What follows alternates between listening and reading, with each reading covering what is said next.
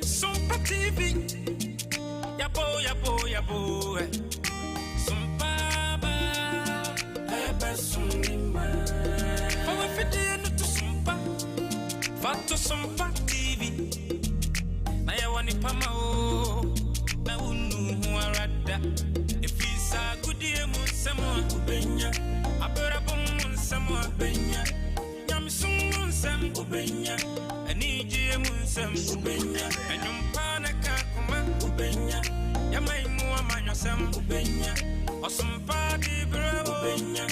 Ubenya nina ubenya. Sompa TV Yabana papini su Sompa die Ema kefia pa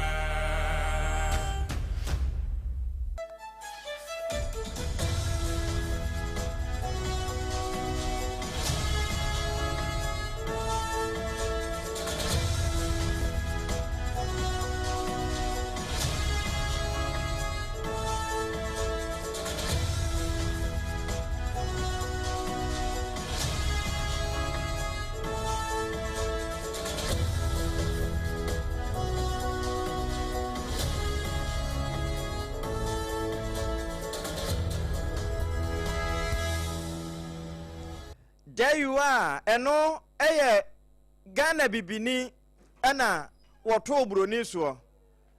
Bra broni ka there you are no se oyiwa. Ebere na anya wiedu no nsia abo ken anwumre de no we no nsia twato. Sompa fie de enso abo. Ensampa anwumre yesi ho koso na yabede amawo atifi emfimfini ene ase ho apoya ne natwaye nyina no. Abusia every Sompa 106.5 enkran Watermelon Street no so ena ye live e wa hwa dabraka babia 21st clinic wo no e ho na Sompa TV no so ebutuo ye live for ho sabra kro na wote enka e wato ye mantem 101.1 Sompa takwa 103.3 takra de Sompa wono ma e wo bunu nyina so fabi na henkro no 98.9 yema ye ho ya akonyina ye de Sompa pa no e somo alaji be kwa na abro sanum pokupiesie ene dom no adaje ni poso eno na tete firi ho a ekwa kopiem wa hafo afe ukwa bono ekwa ase ho akwa kopiem wo Cote d'Ivoire ene live for Doma FM so 100.7 eje usu be man ne dom ena Sompa 101.3 ho so ubenya yen afe bono kro na po FM 106.1 Sompa tachiman oba pa na ya ka akire brother Philip mo wo mo pempem so nya asamwa ekwa Cote d'Ivoire no ana afi Sompa 90.7 eno ya nkransa yewura bafo Steven ne papa toast mo adwuma wura kwa mboaten wo mo ede kwa chiri akosi frawa no amade hye ni nyina nya bi adamfo pa radio France abrochima mu Paris live for ho obia wotie bi sese bon eye mankasim no 106.1 eno ye frana kingdom decoder so ba FM stations no wo benya yen ena nanasafo kantanka woni Sompa Denise wo mo de yana mo wiase nyina apa ne so Sompa 106.5 FM Accra Facebook no ena Sompa FM live ene ye YouTube a na anwumre nsem a time heba mixture wo boy echidom na Pepsodent cavity fighter no waka yen ho ama yetwi yense fita na ye wodi mafunti wodi edema yen no ensempa ye deba ena anwumre no de edimu akotene ya wo beti edi afiri kase mu no ene se efifi mantemu eye trade union congress enkrobate wo ho omadi adwumayefo nyina da na namso ama eye wo pani a ono no da TUC enkrobata no ewo mfifi mantem de nsembi atuja afa adwumayefo ho eno ena Ghana mampane his excellency John Dramani Mahama waka trade adwumayefo nyina se mamon tena se hwenhwe ha ema state owned enterprises no ye nya ne basabasa nwie ansa na maate ya mo ye bibi mfa ho na bibia wo mo ya fa ho no ankura ka ho Westboro Presbytery wono mo so akoye Doma Presbya ya asabia na doye enema ben no mo de koye ye de ba okase mu abusia bere no nti ensam ne doso na yabaje bere ne akenkan ni nyina makoma sanse bebere kan we no ho ene ye de bere wo ana bio na watwi mu nsɛm a yɛdedi wo ntoa ne nyinaa no sɛ awia no yɛde ama no na deɛ ne ma wo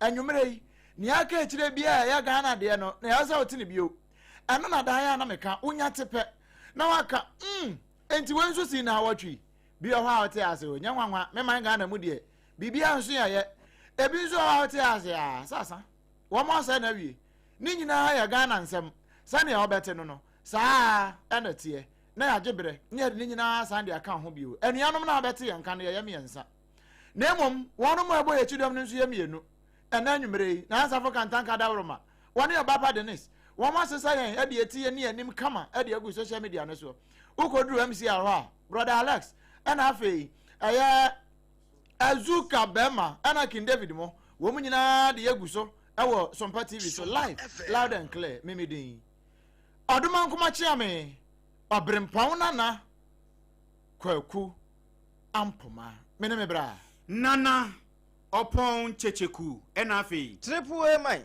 agya pia apam dada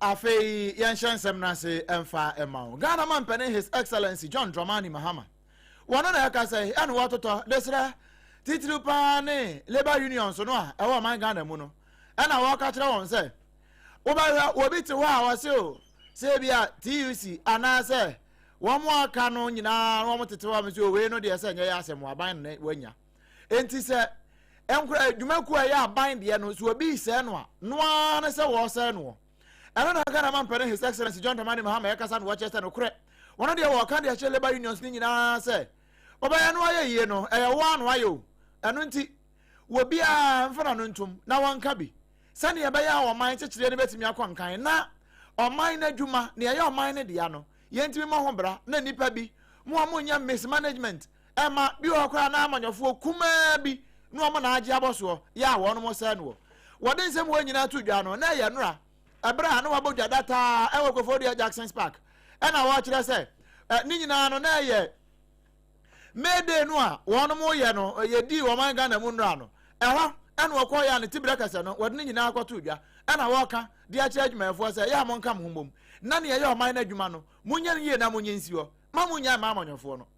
Government has worked very hard to revive many state-owned enterprises that were previously in a state of collapse. I'm pleased to inform you that Tema Oil Refinery is back in operation. Government has recapitalized the Agri Development Bank and the National Investment Bank. The Tema Shipyard is bouncing back, and many other state-owned enterprises are now running more efficiently. Ladies and gentlemen, I urge the TUC and organized labor not to sit back and look on aloof when management and governing boards are mismanaging their enterprises. Because when these enterprises collapse, it is the workers that suffer the most. And so when you see things going wrong, don't sit aloof. Point it out and make sure corrections are done. So what na pamo ka o kire ho no. Na no ko ka Paloni. We be dey atone ba se DJ Paloni. We wa ko ka aloof. Aloof no nye nipa din. Te se na no ye ka asiatica. Manfo de tutututu o masa asiatica ye broni bi din. Entu ade ne ba to asiatica no. Se wo tena ho aye nhwe ha. Ma de na sei. Che se wo tena ho aloof. Eno no. Eno mampani aka no. Na manyofo ne mfa o man no se nwa ense no. Mampani na ka ye. Wo wie no so. Se ya nche bia na new labor bill no wo mo ye ho adwuma ntantem so a eno nti wo ka de atoso nura ye Mayday no de adwumayefo nyina da labor fo nyina wo ka no so say sure that the Ghanaian worker is not just employed but empowered. A stable economy is only the foundation. The aim is a better life for you and your family. The Minister of Finance will soon present the new economy policy of Ghana to Cabinet and Parliament.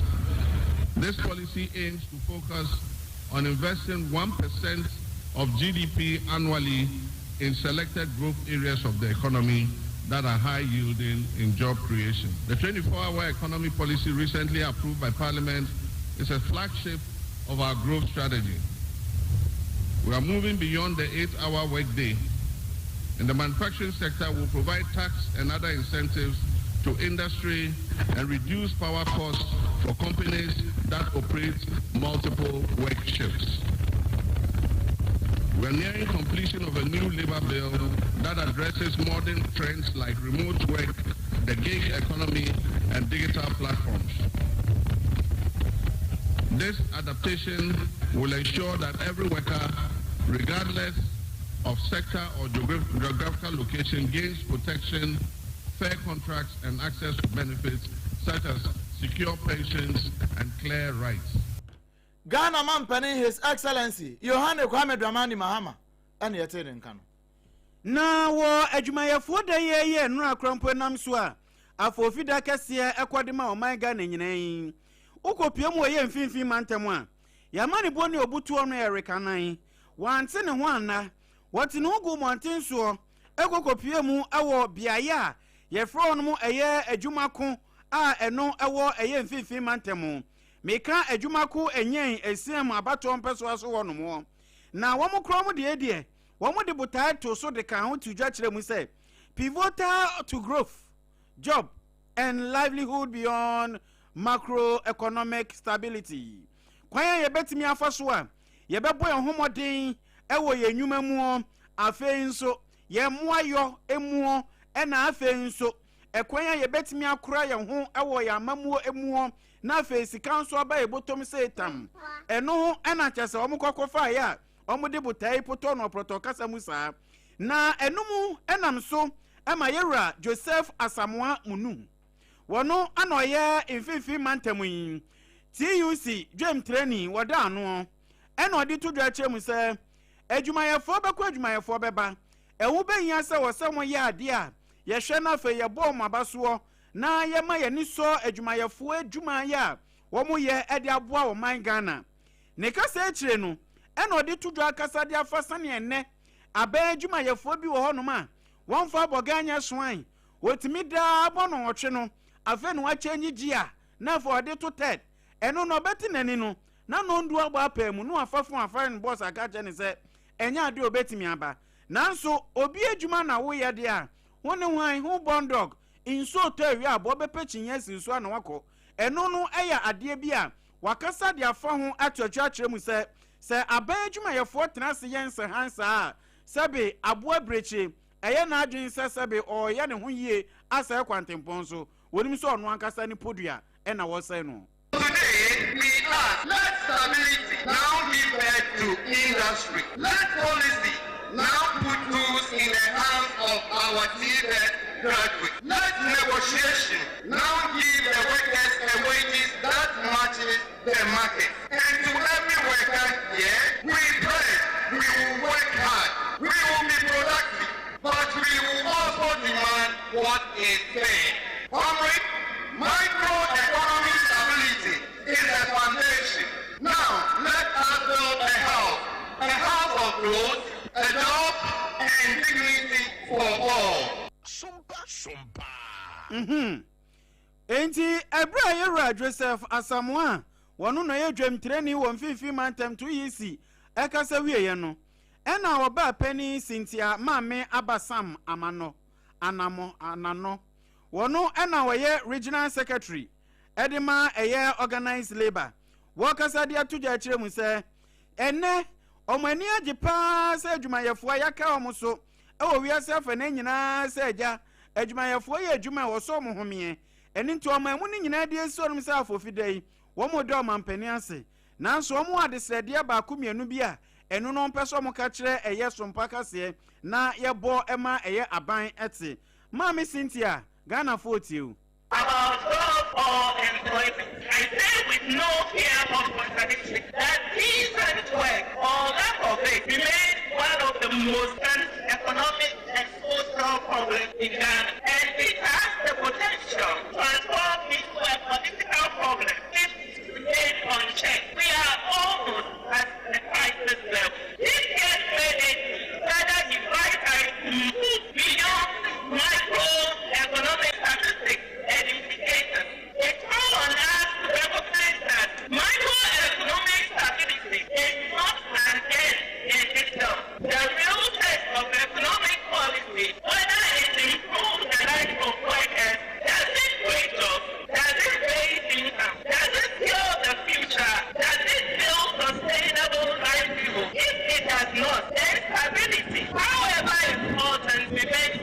possible.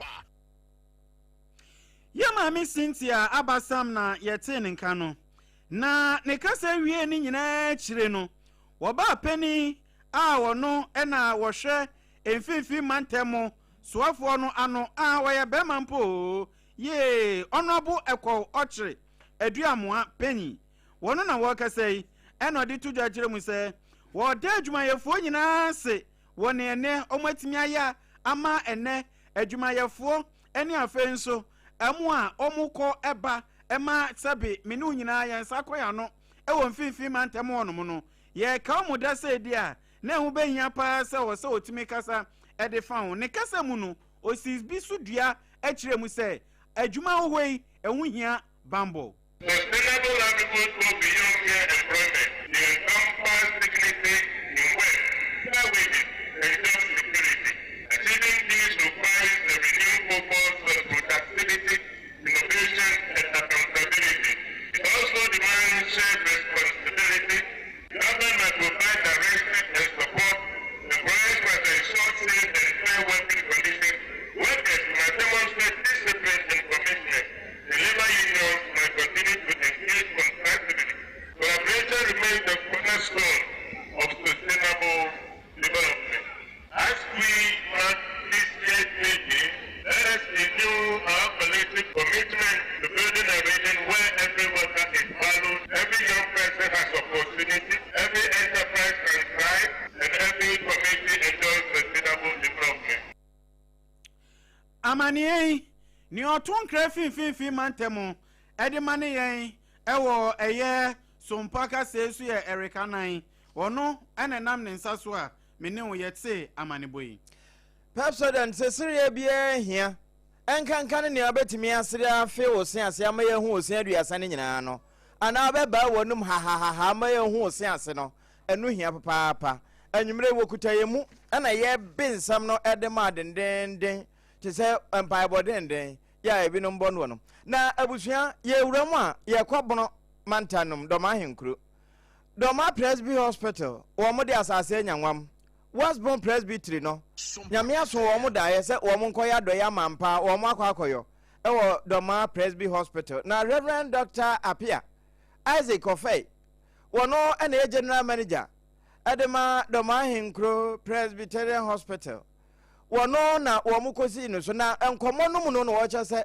eba nyamesom no mu a botaye pa edi kan ye se wo mbeje akra ede ama asafo awurade afe kra akora na wo mo je no se honam mu wonte apa e wo se wo mo boa na onya apomuden papa eno nti eba mental na wo mo ye ho adwuma ne se ho nti ena de etisei aba na reverend kasa no na kwakumansa brampa wo ho nti wo de bra ya mpa wo de yinti Dear Koto Presbyterian Church of Ghana, yen ema menomu elim about ye mental health project ye wanya sebe ewo how kakra ewa adwinum shall say 2017 na ye kwa fie enti ye kosre motu ene niama etesa anyame adom from the moderator's office ene asuye ehwe apomodin Presbyterian Church of Ghana edefa West North Presbytery ye chairperson Dear Koto Presbyterian Church of Ghana yen ema menomu elim about ye mental health project ye wanya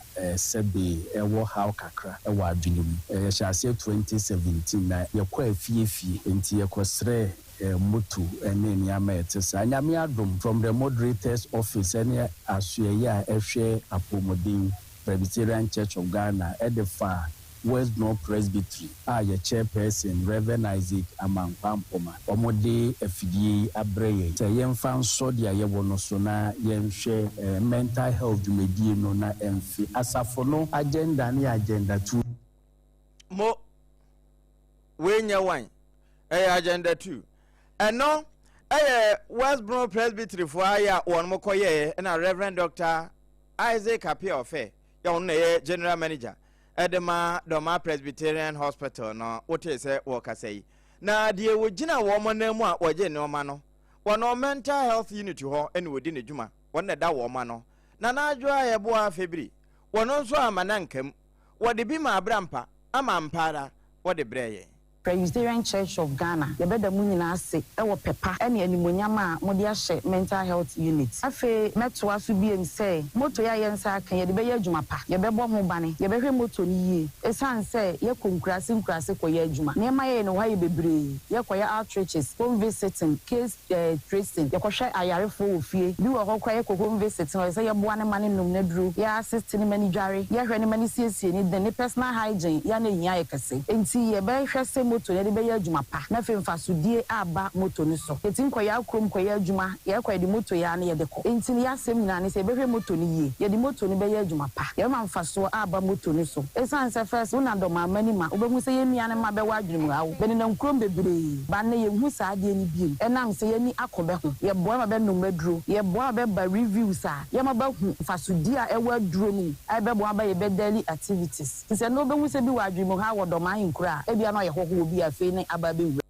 aha eno ena Denise do wo matoto so no fo no fe we do ma Presby Hospital na na adwa ye bo afebri won na mental health unit no woda wo ma no na ewie no wasande wo ma desre eto Abraham panim se we de sompafo na o ka kire wo mo a ya mpanimfo no tie sansa wo mo na ka ne fekɔ ma ekosi ase eno nso sade wo ka no ni mental challenges ne aya dodo e wo Ghana nyina nye do manko a ti e besere se nipa bi o pepa so pese oboa mental health unit do ma Presby Hospital ono nye kenya aka pa anka ye pe esan se ye koya akrom ye kokwa me asua ye kokokunkuro nyina koya adwuma ye di moto ya ne ko bi kura wo ba udi wo forest middle obo se nsu asate se auto nsu be boya ye onam se ye ti moto sunti no ye ba ne ye hu ne ye duro ne ye folders na afoa ti e besere se bi wo pepa ne ko be do nye ka ketua bi a tinga ye kwa na yeti yekam ninka yeso ye dia ye adwuma ma adwuma no wate ende anka abone da se bi mra bio eno agya nka ne moto no wo kana nwumre pe de obedina no panso no wo hwehwe nti bra won saka moto no wie wo ma de sra maame febri wo de to sompa kase anim ene no Abraham panede ensemi bai afe yanto ansam no so sei emfa ema ye de wura na awatwe mu ensam a ebeda adwa e wo man Ghana mu a ebi ho a wote a na ya mo ahyew bi ho nso ate ase obetoda me man Ghana mu de say ya sempo aya the kingdom of umofia kura no a obefa ne saa na bibia to me aye fine ya shase ya de free eda adwoada no mu ene ya wa na yete se isijifo won wa hojo asantemanta mu no won so mo akiri onini mienu python ni a wo peja ne mu si otimi mene apam na wakọ mene na to ne yam ne be se bosome kura no da wa kwesi so be pro ne yam ansa obi di ne se atwi ne tiri ho obetimi yam ne sompa na wa musu ma kiri mienu e wa ahojo substation ho no a adan a wa mo ka ho no bie e na se na transformers e won fafra mu ho no wa mo we nhoma dendenden e ma ahojo ne nhia so de kwa kwesi enfafra mu ho nyina etimi ba kura ba bezi ahensan estate ho is wo monya light off no wo mochi wo ndom kozu pani a wo ne amansan bon komo edema ECG adwumako no Ashanti West eye Benjamin Obiantwi wo ne ba wa bedu wo kirechire mu kire ne say this week we intend to deploy another 140 of these transformers. In all, we seek to deploy 2,500 transformers to improve. And your line back for high tension call quickly. Yes, my inside both things from power and process. Now, we saw we high tension could so I can't transfer about the which war starts on no area or ya conductors up with J Pine so between our journey by Pine all the way to Asapwe. And say, we do substation because of what you feel no more say, high to be in the TP or Namono, no committee. And to Omo with him, yet on phone by a share. And today, almost someone tries, say, how much I want no, said then I want to free on no share substation as you know. And say, I don't know the engineers, no, I born on their assistant fuse, every stop power, and no to me, civilian free on them. John, they Fred, Masuzu manager, Major Osman, na pound for so home, and no boy. Benjamin Obiantwi no wano kasa de ma Ashanti West ECG adwumako no eno wa kire se no kre se wom do makoma zuzufo se wom ne ma mienu na adwane afiri ho no so wom ko hin no wom ba lata tokuro mu ho na manfo bi se na se we de asa pampansada wom nya nru onini ne level na so still wom su ye onini na yentuo so dano dwada no mu a won se kwa na wotwenie ana beto ogya che se Ghana fan bebre na no yenya adum so ema bebre na da sumu a ma de kyen yakra no onum se obesore akoye ne dwuma enti enam so ema soafo no ana hwe yenyina mahoden sam so e de baba tu dwa kire mu se sesei eye akoso mojam dam ye nsuei eni eja ekoto mu yin enam so eyade a eha dwene ye pa enu nti eye transformers dodro beye 2500 empimienu eni ahanum ena omo ba beto apete ede afa Ghana baabia sene beye ebetimi aboa ama yenyina mahoden no etimi agina brane enti se atorenche mi pokura ma no homne so a oboa ye ne yegina ho no na je se dum so bia no ma ya che obia enu enam so ama Yera John Abdullahi Jinapo wono ena oyesoafo a woda ye nyinoma hoden nsam so wodi nsam kakra se tuja dano dwada no. This week we intend to deploy another 140 of these transformers. In all, we seek to deploy 2,500 transformers to improve supply reliability and improve the voltages as well. To improve these voltages, high capacity transformers are being deployed at key primary supply stations. Already, we have done Adenta, and that can be verified. We've done Lashibi, that can be verified. Yesterday, we did Teshinungwa, that can be verified. Within this week, by close of week, we will move to Kumasi to tackle the Rage primary substation. These are big transformers. Enzi Yera Jinapo no na enweche no sanso di tudwa kire mu se eye nokre akoso modam no yesi eja atom wo ma ne techniques for nso ko hweye na emu nso nkomo de tudwa no ebini. In our attempt to swiftly restore power, safety would remain paramount. The safety of the engineers is very, very critical. We can't afford to lose even one soul or sustain any injury. And so this work ought to be done diligently, meticulously, in accordance with safety standards. We would move with alacrity, we would move swiftly, but we would not seek to cut corners. To get to the root cause of this incident, as Minister for the sector, I've constituted a technical team chaired by the Venerable Engineer Williams Amuna to conduct a thorough and independent investigation into the incident. They will focus on the technical issues and come up with a report in 2 weeks. Abusia eni ayeti yeyi eye soafo no anohwe yenyina mahoden sam so dano dwada no eno de tudwa Honorable Abdullahi John Jinapo.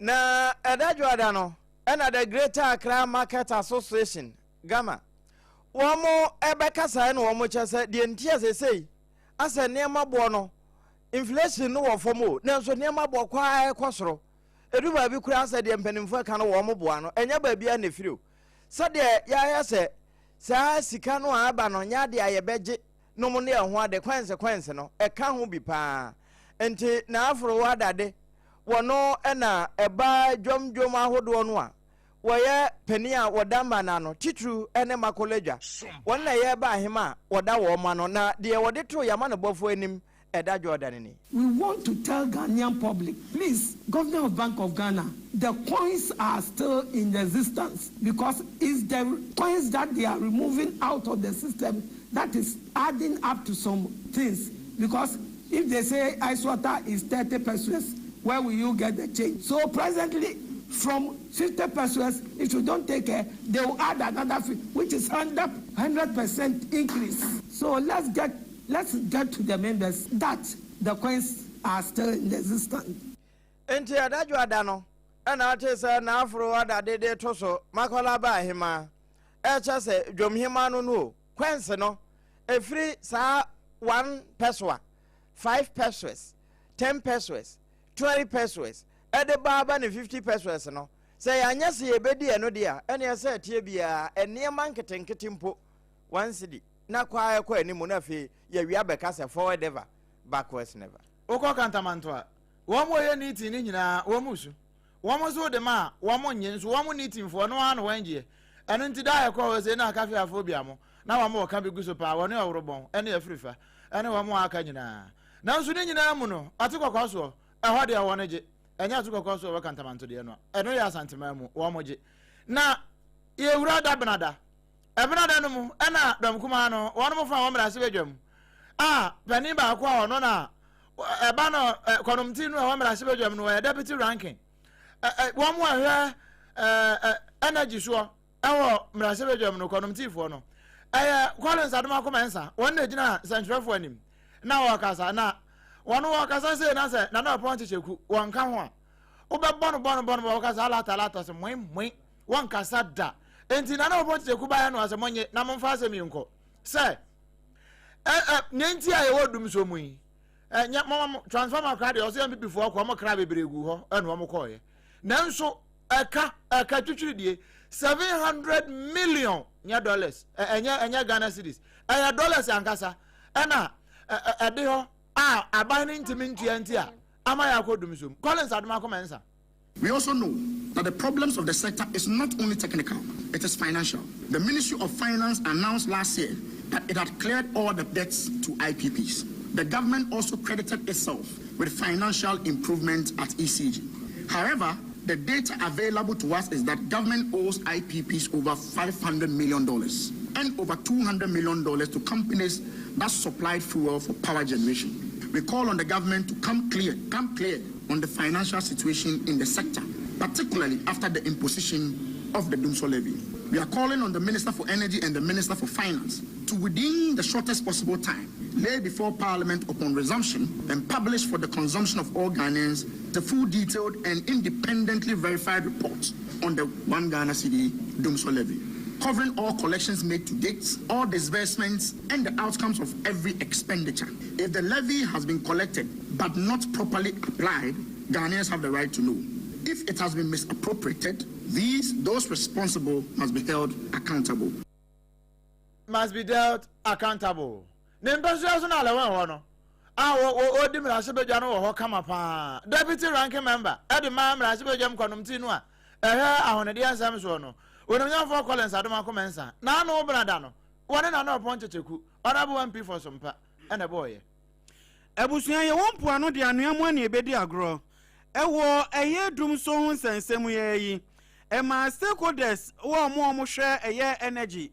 Wonom no ede nkrato betu gya kire mu se wo mo sra ban ni sa ban ni betimi a enimanimu ye no wonfa nhyehyɛ pono bi ma meto pono so. Ene Denise sori anopa wo hu ni se ye bedum ni light anopa enwumre no obeye abenkwan ya wahu abenkwan dodo a obeye ni obedi na anadwo ne nko a enti enam sompo kra menkrato no ebinum ekokosi eya aso eya yehwe enyina mahoɔden nsɛm so ɛto ɛde ma no ɔmo kyerɛ m sɛ enka ye wei ɛho hia pa enti sɛ yɛbɛyɛ adeɛ ne yɛbɛyɛ ne yie wɔ sɛ griko ɛne isi adwumakuo no so no wɔn hwɛ na mo siesie mo mfidie ɛma no etimi kɔso enam saa yɛ sompo kra no dano brada no energy analyst ɛna wɔsanso ɛyɛ executive director Edema Center for Environmental Management and Sustainable Energy. Yera Benjamin Insia, one also to be to Framamu say. Even if it's a timetable for a day, it is a timetable, regardless of how the timetable will be scheduled. I think Ghanaians just want to plan their life, and if we admit that there's a deficit, then it means that a demand outweighs supply. So there will be shedding of load. So I think that these are semantics of not long-term, short-term. Ghanaians just want to plan their life. If you are a minister that empathizes with the distractions at household level, distractions at firms level, or distractions at other industrial levels due to some of these outages or unplanned outages, unpredicted outages, between today and then Friday, Ghanaians want to plan. Yera Benjamin Insia, Anabusia, Yatin Kano, or the Samu Tuja, Dano Bradan. Eda Bradanoa, Anna. Kane penny kwancherefo a no wada Ghana Water Limited ano yewra Dr. Clifford Brahma ebeka sache sede ye ndwumadi a yedie ye namontuo ne yabrabo bi mo ese ye nsuwa titru ekwa ne nsu a wo mo dada so ama ewie ye bebu bi efa etapum ne ye benom no se ye sesan free akwa amone ho a ene ebedu ba bi no ensu papa etene fa tapum ye nya bio ubebie na ebo hwerema ene de kyerɛ wo na de nti a wɔka we nyina ne sɛ ebi wɔ hɔ a nso ɛtɔ na yato nwura ɛde agum enti nwura ahodo ne fi a yɛyɛ ɛde agu yɛ nsuo mu no ɛka ho bi ɛna wɔka deɛ wɔka yi. Let people understand all the stakeholders. I'm sure we should get it done because we are getting into a situation where we will be better off than tomorrow people. I can tell you, situation will not be improving as we move forward because the population will increase, the current systems will deteriorate, and so efficiency will continue to go down. And Ghana Water will spend more money. And you, the journalists, will now come and say that they are spending more money and then all sorts of things. And if they want to restrict expenditure, then they deny people of getting water. So we must just be radical going forward. Otherwise, one, your rivers are drying up, water sources are drying up, they are getting polluted, infrastructure are getting weakened. We must just do something now, not tomorrow. We will have to start talking about it and coming up with other models. Somebody else could think of another model that we can run. We all need to sit down and look at the good sides and the bad sides of them and take the best one out for this country. Dr. Clifford Brahma Yakane, Managing Director at the Ghana Water Limited, not to say OTM for Sabre. Yenya yadodo yenya nuru 500 million po ena yetimi yengura ni fi ama yensuwa nsuwa titru de danda asokra no yenya nsu papa no mu na yebeduru 500 million ene ebia 1 billion ene anhwe ya asase pese ene yensuwa nsuwa nyina bedane eno ba ya asem kase pa na yewura na no wukuada no mu no sabaka ya ebrada no ana dom kuma no ye ensantrefo nhye mu a womode to na no panche ku anim se dumso nyina na yeka $700 million eno ka na ama yakọ dumso mu eno na so ya ehwe enyinam ene ho nsam nyina so man Ghana mu no womo peni pa okasa de ma won yera Roxen wona na yakasa wa kire se Richmond Roxen no wasi wonam wan what say womo ya bọ ni no wo so mpa so enti se wate na wanyini ho anu wo so mpa so a eba ha dwene pa ntete phone call anu asenya no kuro anya no kura ba akokora aka bi ani ho o kire mu sei. You know, when there's an issue, it's not mandatory for you to speak if you don't have anything of value to add to the conversation. The allegations that, for want of a better word, I would say are just a figment of their own imagination. Number one, you are a very reputable station and a leading journalist in this country. In the last 1 year or so, or 15 months, have you heard any utility write or threaten government that they are not being paid and so they want to either cut generation? Have you heard anything of that nature? Have you heard the IPPs or their chamber, that's the independent power generators, write a letter to government that they are owed? There's absolutely nothing like. Of course, once you are generating power, you owe the people with a recurring cost, but we are current with them. And the IPPs are very happy. And so this issue that has come up that we are dealing with as a result of Akosombo's challenge and also the distribution challenges that we've had within the period have nothing to do with any debt. There's absolutely no issue when it comes to payment, and just put that aside and concentrate on the very important things that we explain to the people of Ghana for them to know. Wey aya Richmond Roxen no we no say ba ku bi wan tie mfiri ho ba ha adwene say minority for ne almost say be yanka yera ginapo one resign anasa wo mramra se be na we crowd we so resign kra Roxen on baseless and no one sem ne yakan and watch say na ya pobi am na resign ya na ya Abdullah ginapo was here baseless enyina so bi anim.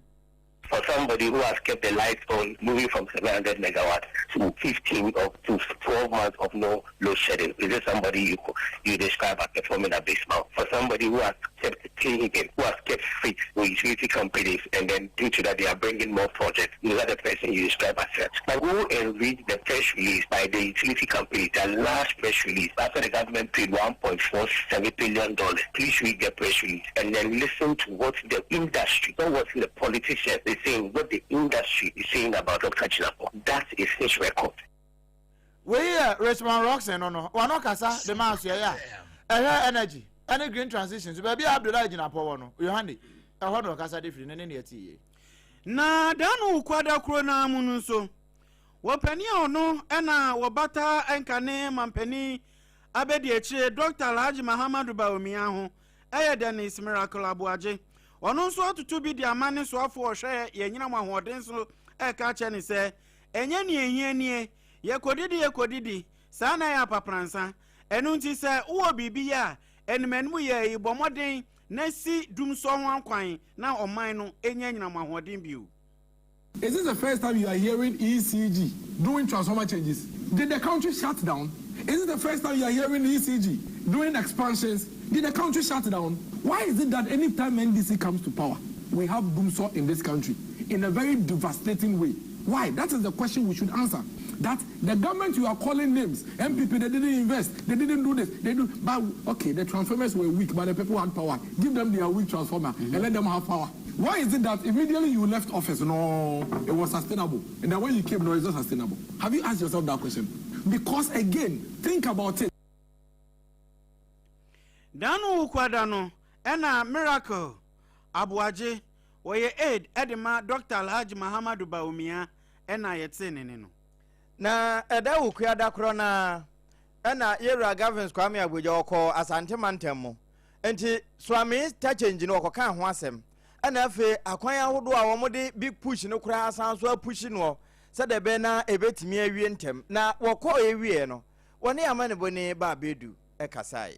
It is very clear that President Mahama is not a president that came abandoned any project. And indeed, as of 2 weeks ago, President Mahama directed and his finance minister paid arrears to contractors in excess of 12 billion Ghana cedis. Almost all that money was well awarded before he came. They were not projects awarded by him. These were projects he inherited. The question is, what happened in 2017? Did the then government actually decide to just allow projects to continue and pay? No, they didn't do that. They suspended and said they were doing investigation. And as a result, I actually consider the collapse of the Cocoa Road project because of the delay. Instead of continuing the project, saying they are doing investigation. This is what reset means, President Mahama. As we stand here today, the contractor has already confirmed that by the end of this year, this section of the road will be fully completed, which is very good news to Asanteman. And then we are set back on schedule to complete interchange itself. We just came from the inspection of the bypass, which is a 47 kilometers in about 3 billion. In effect, we are not taking a city out of the Swami interchange project. We are rather adding 3 billion Ghana cedis rather to enhance the impact of this and the bypass. So Asanteman can rest assured that President Mahama means well. We intend to complete this project by the end of 2028. Ewie no Asanteman chansoafo Dr. Frank Amwakohene one also the nedia etu achiri. That were an obstacle to the work. Again, we had a store as you rightly said, and thankfully the 2026 budget and the budget has captured it, and we are back at site again. We are hopeful that we don't have a break, and we an obstacle to the work.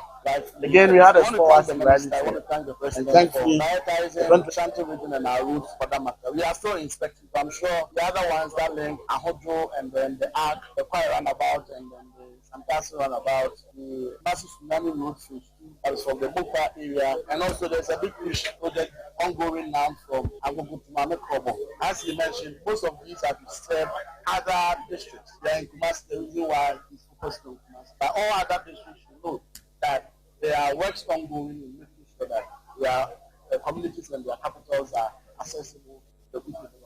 Yewra Frank Amwakohene one ya Asanteman no so afo no wakasa wie ya na Chief Executive Officer Edema Jehobs Construction wono na adwuma no ehya nensa titru ene ahojora na bato hwa kofa askwafa ho no wono nso amane de ankam ene wo che se sade Joshua Pofo ani abrese wo mo san wo hwene so no wo mo ma ba ne nsansi fom na titru Asanteman so wo bewie ama wo moni age ho afa so. For now, I don't think we have any challenge.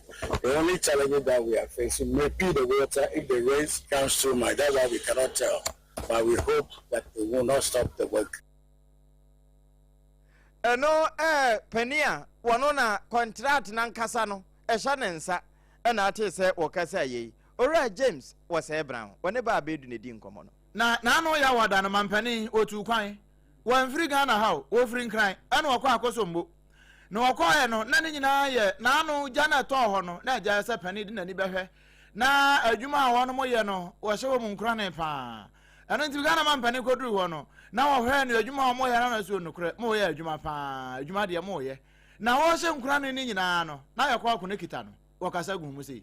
The impact of what happened. Worked hard, but it's not surprising because DRA has been so I'm not surprised that I have the kind of quality of human resource to be able to ameliorate what happened. And so when I heard that, engineers say they're going to find a way of bringing it back on. I wasn't surprised because I know VRA has some of the best personnel for the sacrifice. This is an act of God. I mean, would have expected that the control room would develop this kind of fire. Of course, I hear it's been there since 1964. So they say in adversity is opportunity, because now that this adversity has happened, it makes it gives us an opportunity to replace with it a more modern control room that will serve this Akosombo plant and let it work for more generations. Yes. Okay. We Ghana man penny His Excellency John Dramani Mahama. Warrior Krano. And also Maninka Bibin Fanfa VRA and one more partners na Jumano. What you mind the more ye? Now Mama dia some of my full restoration. We encourage you to continue to work. VRA will continue to be one of the foremost state-owned enterprises, and Gridco and VRA, both of you, you are among the foremost, and we know that you continue to work, and every support government can give you will continue to give you. Thank you very much. Mwabia also bande mamono or the mamo na maya jumano madam asipi we aya yo hade kwa Dramani Mahama no and I didn't same way kwa tuja na no ya wada no awa akosombo VRA fo akache na eda yawo ene ya afọ da kroye mu no won se Ghana fo ade hye bi e wo South Africa ebeto odwa kire mu se xenophobia foi omakunkunkunkum Ghana fo bie na eno nam so ma Ghana High Commissioner e wo South Africa Ira Benjamin Kwashi oba bontin de beto odwa kire mu se sansem no eye rodorura na sema sebi mpanifo anim eni 3 eni 9 a otia na wabone bongarat. I think that today has also been another busy day. There were demonstrations in parts of Johannesburg. It started early in the morning on the streets of Hillbrow through the CBD area in Johannesburg. That is an area that has got a lot of foreigners having shops in that enclave. So I saw today that there was no shops that were opened. Nobody was there to operate their businesses. They did a demonstration, and I think that because we advised our people, not only Ghanaians, other foreign nationals were also advised not to open their shops. I think that the demonstrators were not happy that there was no confrontation. So they have asked that they are going again tomorrow to do a demonstration on the same stretch. Unfortunately, we've asked the police, who informed us that they were only doing the demonstration for a day, why they've allowed them to do for another day without recourse to us having deliberations as we used to. And they tell us that their laws allow them to do the demonstration as long as they want to do. So yes, tomorrow there'll be another demonstration in the whole of Johannesburg, and still we're going to issue that advisory that our people should completely stay out of the streets. They shouldn't open their shops. They should hold on until this is done. Ghana High Commissioner South Africa Ira Benjamin Kwashi Abranti eni ho fepa ena no de afutuo de magana for dano ya wadano eda ya wadano ano gold board penia won ne twa wo ma no wo mai Ghana mu lawyer Samijemfi wono so kasa na ni nyina na ye dama mansa sesei ehye engineers and planners nsa Yewra Ibrahim Mahama ena da no ena wo chese de edikan kura wo mutuo ho mu nche mu wo ha ebi ampan kwanta o matro e wo Ghana ha nyina ebo ama Ghana yetimi akwanimu e wo sikasemu na sade wo hye da bo ho amane ni. The large scale mining companies in the country only sold just about 10% of their output, just about 10 tons of the almost 100 metric tons of gold they produced in 2025. If you add the physical gold stocks they sold to the country through the Bank of Ghana to the foreign exchange they repatriated back, you will not get more than 20%. So even though large-scale gold output for 2025 was almost $10 billion, in terms of real returns, FX repatriation, we got less than 20%. Why is that so? That is so because most of the large-scale mining companies we have are multinational, and the agreements they've signed with the Republic allows them to retain, in some cases, 100% of the proceeds of their gold sales outside Ghana. In some cases, 80% retention, 90% retention. Enti no wakase wonu mu a ewo ha wo mu trusi kokko firi akate penso no ya na wo mu ne abane nhyehyɛ na ebi kura kuma bi no wo mu tua nanso da mama isi engineers and planners koso mu no 100% ni nyina aba oman yi mu na Damai Gold Mines Limited wo mu lawyer Benson so de ne de ka ho. This, like he said, is a historic moment. We wished we had done this in 2024, when we first made the approach to acquire the mine, but we all know what happened. But it's never too late. This is the beginning of what we hope would be an example to other miners in this country.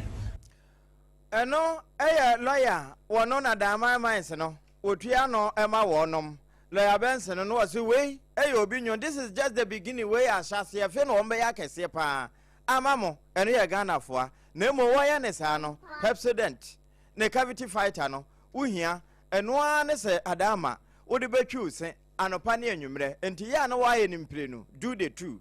Na time have I Mr. No here be open so. Dr. Tafri Jana yes Edri, and we are TIME, and now money 0244417669. And no na HH can where me booster, baby a ton rubia a biwo. Nemo midimafo, one ne have I Mr. Bia or baby a Joe corner catch ho. Ne hona called stroke, hypertension, kidney failure, and a chronic disease no qua. Na waje ne feel the ayarasama no poku asamaira. Eho yade yira ama yaresaba ena ebu akwa agogo nso yade mfene ne mfenyi na agogo ama nipadua na nya ahoden ene nti anwumre wokan ye ho ena nsempa ne ye bema wabusua ye kwakwa wie kase no ye wie no enu adafie na odunyanfo Haruna Idrisu wana yeso afo a ohwe angomasi ansem so e wo man Ghana mu ena ode atoja kire se na no aban ye se wo fa nipa mpem so 7000 ewo atichafo ya obefa wo mu no enu amede no kumase asantemantam mu no de okodi ne de eno de to mpanifo no wacha so aban won hyehyɛ say 7000 no obefa bia ka ho. Particularly when health workers got 15,000 and education got 7,000. There are more schools, probably hospitals. So government will work to up the numbers. A healthy and a happy worker makes a productive worker. Taking note of the demands for blind teachers are also teachers. It means we should give a quota to persons with disability in our teacher recruitment. That President Mahama and government can do and will do. President Mahama will work to resolve the emerging energy crisis. That is Harvard trained lawyer, our education minister, our Ghana, Haruna Idrisu, and I tell you, na edafia danumuano. TUC Dwem Training Wada Wamano Yera Bernard Owusu Wadi atujo echiremu se wose aban woman ani da hopa na wohwe efema gudie hu dwumadi ekoso wo Ghana mines na yensuo wi ebi se ntimi krampo mfa mo asui yenhwe na yentusu sa. The resilience of our economy depends on how effectively we manage critical sectors such as energy and agriculture. When energy fails, industry slows. When industry slows, jobs suffer. And when jobs suffer, families feel the pain. The issue of galamsey still remains a menace and must stop now. Despite ongoing reforms, we are losing this fight and we cannot afford to lose our future. Dwem Training Wada Trade Union Congress ano ewo man Ghana mu anu say Yera Bernard Owusu ena wode nsemu ede tudwa enra ebra na omudi eye adwumayefo nyina ho afahye ewo mantem du nsian mu no ena wokasa asa eno say kesepa no Jackson Park ofodua ena wombo odwa no mampane His Excellency John Dramani Mahama wokasa pa na ne nkasa emu no wobekase special prosecutor ne prosecutorial powers na asa wo maje free nsem nko on de what prosecutorial powers na chipa. In addition to the Auditor General's power of disallowance and surcharge, ladies and gentlemen, recently there have been legal disputes about the constitutionality of the Office of the Special Prosecutor. While some of the issues are pending appeal and Supreme Court's interpretation, government believes that there is space for an effective Office of the Special Prosecutor with special powers of prosecution. Government has Brian adwumayefo nyina edi wo moda no na Ghana mampani kasai na wote se pani no di kan boss se wo mampani wo beye dumso ne nyina na no nso de oka edi fa agri ko huni. Just yesterday I was in Akosombo here in the eastern region to inspect the damage at the Volta River Authority electricity generation station following the devastating fire in the switchyard control room. I know many of you are concerned about the disruptions to the electricity supply caused by the Akosombo fire. But I want to share the good news that the good news so enyaba eno na wo mo say power is restored no. We edafia da no. Ghana man penny His Excellency John Dramani Mahama de okai ewo mede na se no.